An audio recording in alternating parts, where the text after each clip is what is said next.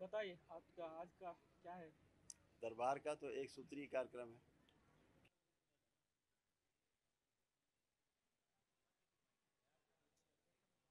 है शोक है, उससे मुक्त हो, नशा से मुक्त हो, तमाम कुरीतियों से मुक्त हो। और यह मुक्ति तभी संभव है जब हमारे पूर्वजों की मुक्ति हो जाती है।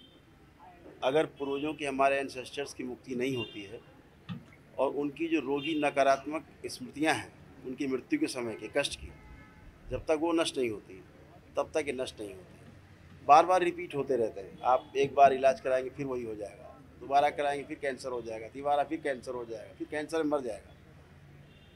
उससे बचने का उपाय नहीं। कभी नहीं सुना होगा आपने कि कैंसर था बच गया।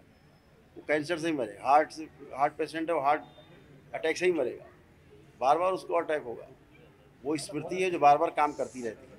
तो स्मृतियों को नष्ट करने के लिए वैदिक रूप से दरबार में जो अनुसंधान हुए हैं, वैदिक रूप से पहली बार ऐसा हुआ है कलयुग में कि आपकी रोगी नकारात्मक स्मृतियाँ, आपके पितरों की रोगी नकारात्मक स्मृतियाँ नष्ट होती हैं वैदिक प्रक्रिया से, और आप भी रोग मुक्त, शोक मुक्त और भय मुक्त होते हैं। यही इसका, इसको पूरे देश में नहीं पूरे संसार में लेकर के चल रहे हैं हम लोग। विदेशों में भी इसका प्रचार प्रसार चल रहा है। लोग जुड़े हुए हैं विदेशों से भी, देश से भी, तमाम भाग से।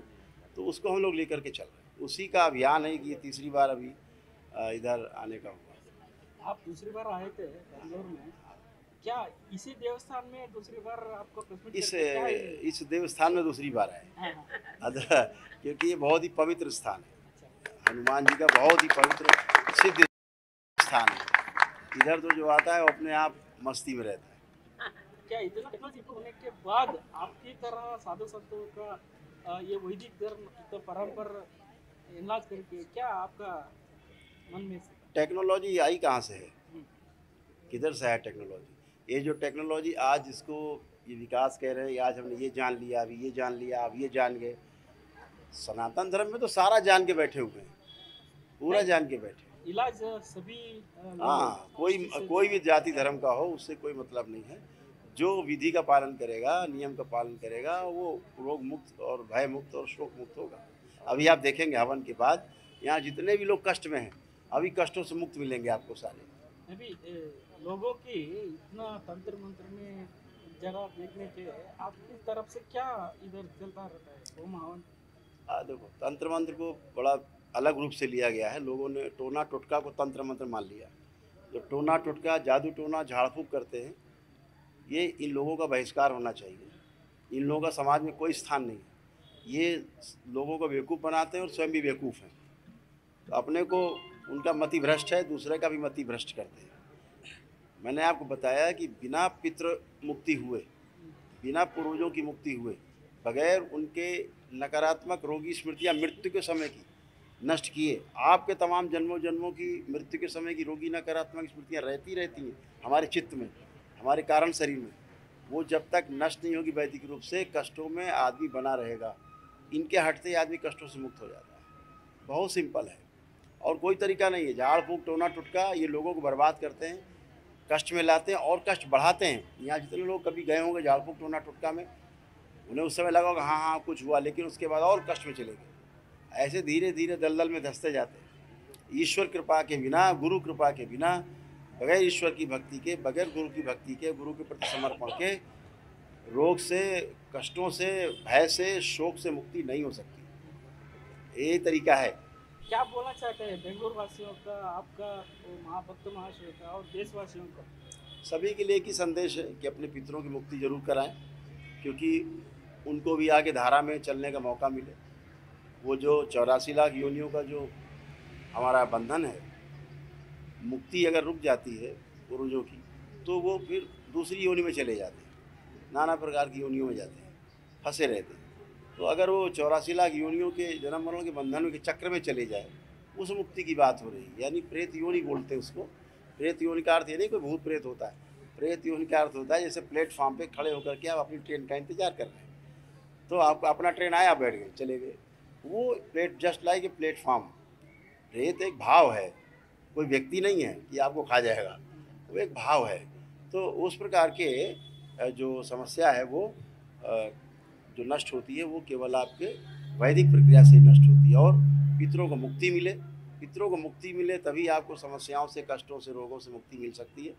यही संदेश है। तो सबसे पहले अपने पितरों का मुक्ति चाहिए। ये भी ध्यान रखना है कि अपने माता पिता को सम्मान देना है, परिवार के लोगों को सम्मान देना है। सब देना चाहते हैं, दे नहीं पाते। परिवार में तमाम कलह है, तमाम प्रकार के लोगों में लड़ाई झगड़े हैं। लोग तलाक लेने आते, दरबार में वैदिक प्रक्रिया करते, सेम डे तलाक का नोटिस खत्म, वो तलाक वापस जाते। अभी दरबार में आकर के 21 साल बाद, तलाक के 21 साल बाद दोनों ने आकर के दरबार में शादी किया, वैदिक प्रक्रिया किया। फिर उनको होश आया हमने तलाक क्यों दिया था, ईगो में। तो बच्चे भी बड़े बड़े हो गए, दोनों अलग अलग रहे। फिर दरबार में आके करुण शंकर महादेव धाम दरबार में आकर के वैदिक प्रक्रिया की उन लोगों ने, उनका बुद्धि खुला और फिर से विवाह किया 21 वर्ष के बाद। हाँ, पड़ा हुआ है सब यूट्यूब पे, देखिए। अभी एक बच्चे अमेरिका में लेते लोग, वो 6 साल बाद, तलाक के 6 साल बाद उन्होंने आके दोबारा विवाह किया। ऐसे दिन भर केस आते हैं जो तलाक चाहते हैं, लेकिन दरबार आते ही तलाक का काम खत्म, परिवार में कलह खत्म। जो बुद्धि नहीं काम करती, बुद्धि जकड़ी बंधी हुई है, लोग पागल हो रहे हैं, बाहर भी संबंध खराब हो रहे हैं। वो केवल इसलिए खराब हो रहे हैं कि आप में नकारात्मक रोगी स्मृतियाँ हैं, उनके प्रभाव में आप हैं तो वैसे ही रहेंगे। इनसे मुक्ति के लिए ईश्वर कृपा, गुरु कृपा आवश्यक है। वैदिक प्रक्रिया से इनकी मुक्ति होती है। इसके बिना करोले शंकर बाबा बेंगलुरु आए थे, आप भक्तगणों में इधर आए, तो क्या आपकी तरफ से पूछना चाहता है और क्या इधर मस्ती मतलब आपकी तरफ से क्या करता है?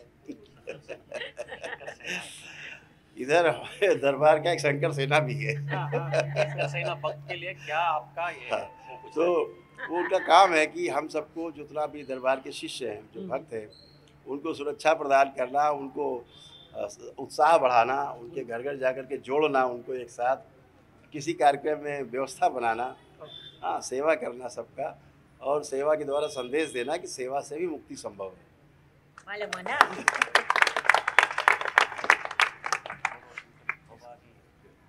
यहाँ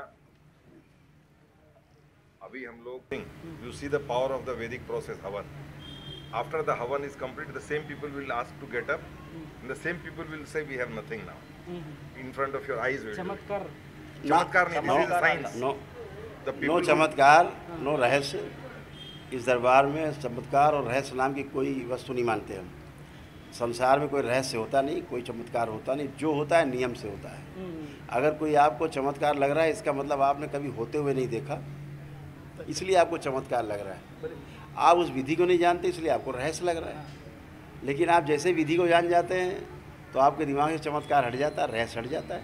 तो इस संसार में, इस सृष्टि में चमत्कार और रहस्य नाम की कोई वस्तु नहीं है।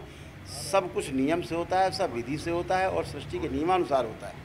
अगर लोहा है, लोहा को हम गला नहीं सकते, आपको दिया जाए आप नहीं गला सकते, लेकिन नियम को नियम से तोड़ा जा सकता है। अभी यहाँ का टेम्परेचर मान लिया जाए कि 20 डिग्री है सेल्सियस है, तो अभी आपका लोहा नहीं गलेगा, लेकिन उसको अभी हम 1500 डिग्री पे गर्म कर दें, अभी वो पिघलने लगेगा। नियम तोड़ दिया ना, नियम तोड़ा। नियम तोड़ करके हम आगे, लेकिन नियम से नियम को तोड़ते हैं। आप ज़बरदस्ती नहीं कर सकते। बिना 1200 डिग्री, 1200, 1300, 1400 डिग्री पे गर्म किए लोहे को पिघलेगा नहीं। आप 2500 डिग्री पे लोहा गर्म कर दिए, भाप बन के उड़ जाएगा। तो नियम से नियम को तोड़ते, नियम से ही टूटेगा। वो 2500 डिग्री पे ही भाप बन के उड़ेगा लोहा। आप समझ रहे हैं? तो इसलिए नियम से ही नियम को तोड़ा जा सकता है। अदरवाइज ज़बरदस्ती करके किसी नियम को तोड़ने का प्रयास आदमी के अंदर रोग, भय और शोक उत्पन्न करता है। यही सबको संदेश है कि नियम को नहीं तोड़ना है। सृष्टि का जो बने बनाए नियम है उनको पालन करना है। अपने गुरुओं के द्वारा जो दी गई हमारे को व्यवस्था है, जो उनकी वाणी है, उन पे अमल करना है। अपने देवी देवताओं पर, अपने ईश्वर पे, अपने गुरु पे विश्वास करना है और मस्ती में रहना है। यही एक तरीका है, दूसरा कोई रास्ता नहीं। करौली शंकर महादेव की